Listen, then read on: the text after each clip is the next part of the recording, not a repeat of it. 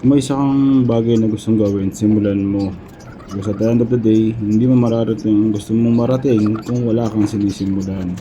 So, ano ba ang nauna? Itlog o manok? Siyempre itlog bago magkaroon ng manok. So, ayan. So, pagka napisa ng itlog, magiging sisiw na. Alagaan natin ng maayos. Tamang pagkain, patuka at vitamina. Ayan. Tapos pagka lumaki na sila, makikita natin ang tinatawag na resulta. So, sa mga nagtatanong po sa idol ng lahi ng mga alaga natin. So, ngayon hindi pa natin madidisclose kasi inaayos pa natin yung lugar natin. Uso po kasi ang nakawan ng mga manok ngayon. Pagka nag-post ka kung saan galing yung manok mo at kung magkano kuha mo, kinabukasan tali na lang. So, ingat-ingat din po tayo dahil pawis at oras ang puhunan natin. So, mas mabuting maging humble tayo kaysa magsisi tayo sa bandang huli. So,